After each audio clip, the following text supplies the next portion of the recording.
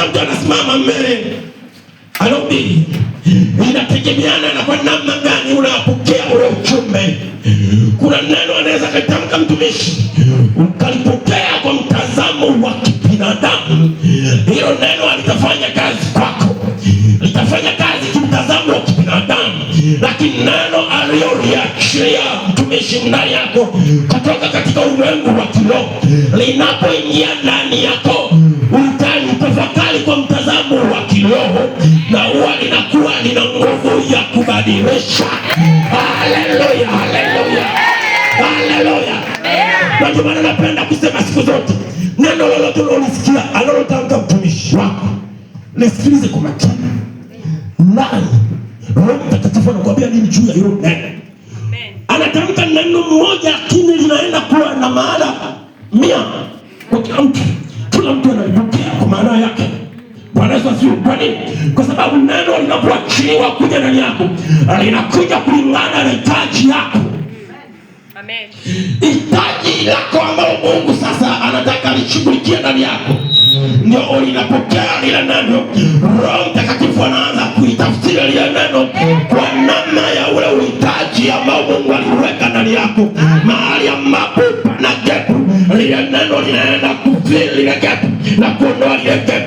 Sasa nataka nikwambie, gap lililopo kwa wewe ni tofauti na gap lililopo kwa wewe.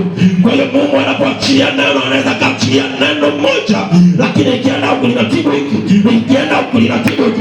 Haleluya. Ndio kazi ya Roho Mtakatifu ndani ya mtu. Tunaposema Mungu akae ndani yako, maana anaangalia gap lililoko ndani yako na anaangalia gap lililoko kwa mtu mwingine. Kwa hiyo mtume sharia kwa mbele leo hii amekuja si kwa ajili yako peke yako, amekuja kwa ajili ya wote. Kazi ya Roho Mtakatifu ni kulidivide, kuligawanya lile neno liende kwa kila mtu, likashughulikia kwa kila gap la kila mtu husika. Kwa hiyo tunaposema amina, lile neno limekamilisha kila kitu, limekamilisha ile kazi ambayo Mungu alitaka ifanyike kwa wakati huo. Haleluya, haleluya.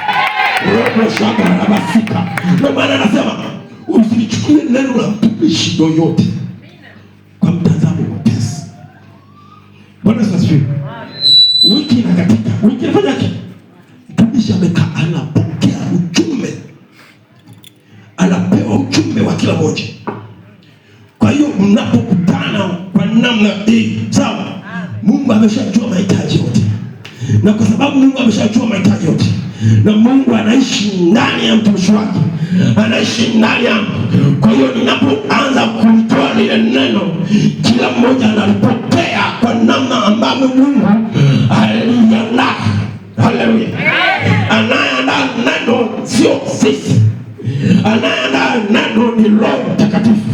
Na ndio maana ukikaa vizuri ukafikiria, ukakuta noti huko, hii nimeandika nimejaza kurasa 5, lakini nitakachozungumza hapa kinaweza ikawa hata kurasa moja nisimalize, kwa sababu Roho Mtakatifu yeye anakaa ndani yangu. Roho Mtakatifu akai kwenye notebook. Haleluya, haleluya, haleluya, watu wa Mungu. Haleluya, haleluya. Roho Mtakatifu akai kwenye notebook.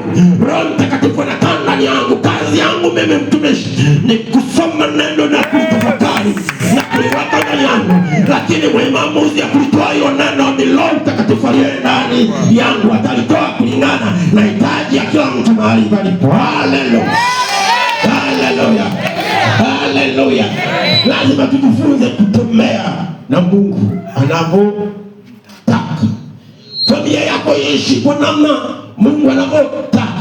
Haleluya. Na nimewahi kusema, hata unapoomba, ukiwa wewe ni mtu wa kuombea familia yako tu kila siku, unakuwa kama na kaubinafsi fulani. Kwa nini nasema hivi? Kuwa makini. Na ndio maana mzee amewahi kusema kwamba kuna namna moja watu, yaani Biblia inasema tunaomba lakini hatukuomba, tunaomba vibaya. Unajua kwa nini? Kwa sababu wewe kila ukiingia kwenye maombi yako umekazana na ajenda za familia yako, umekazana na matatizo ya familia yako, na zile ajenda za Mungu ambazo ameziweka ndani yako umeziweka pembeni. Ajenda za kwako na familia yako hizo Mungu anazijua, huwa anazijibu kiautomatic. Kazi yako kubwa ni kuhakikisha kwamba unatimiza kile Mungu anachokitaka. Kila cha kwako Mungu